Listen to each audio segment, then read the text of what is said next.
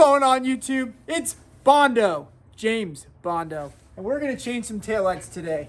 So Vet Lights finally sent me my taillights. Thanks, guys.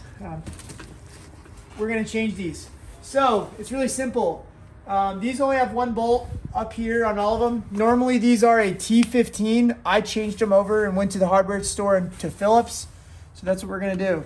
Get in there, unscrew them like so. Don't lose these because these are their Torx, and they're really easy to lose. So now, just slide them out.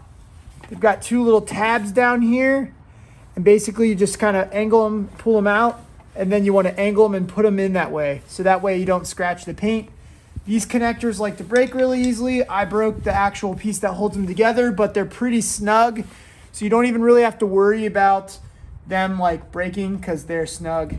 We've got two in so far. The way that this works is these guys, if they're unplugged, they're sequential, and they basically like dial around the ring. They don't dial from left to right like a sequential Mustang taillight or something like that. Yeah, I said Mustang taillight. And then this guy, basically the way that you know the thicker part of the light is towards the center, and this will arrow to like slant down to the left. That's how you know it's from the left side. Vice versa, it will slant to the right, and the thicker part will be towards the left on the right side. So that's how you know this is gonna go thinner part. It's gonna angle like this and go in. That's how you know it's on the left. And then your sequential is unplugged, non-sequential is plugged in.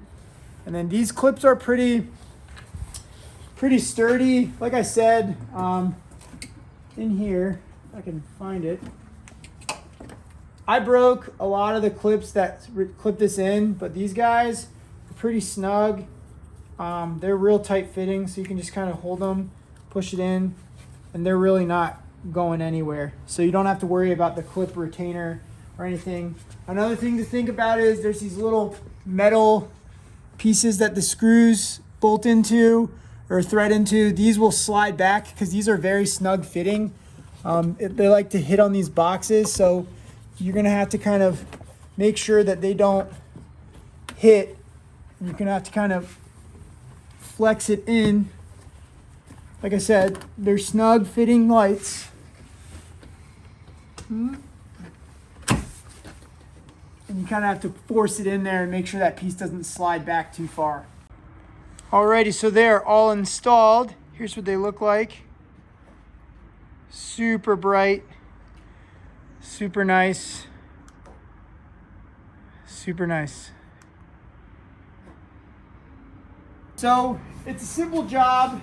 They're kind of snug fitting. Kind of got to make them fit. You got to work the little box in there first and then put it in the slots with the two little pieces on the bottom. So I try to angle the box through and then kind of slide the bottom tabs through and then kind of seat it in place. That's kind of the real only thing here, but otherwise, simple install. It takes me about, it took me about like 35 minutes because we're making a video, but it'll probably take you about 15 minutes. You want to make sure you have a Torx 15 screwdriver to get the stock bolts out. Switch them over to Phillips. It'll make it easier. That way if you lose one, you only lose the Phillips. And yeah, overall they're super awesome, super bright, much brighter than the stock. And these are the Morimoto's dark tint, so that's what they're gonna look like, and they're super visible. So thanks for watching, and stay tuned for some more videos because we're gonna be making some more stuff.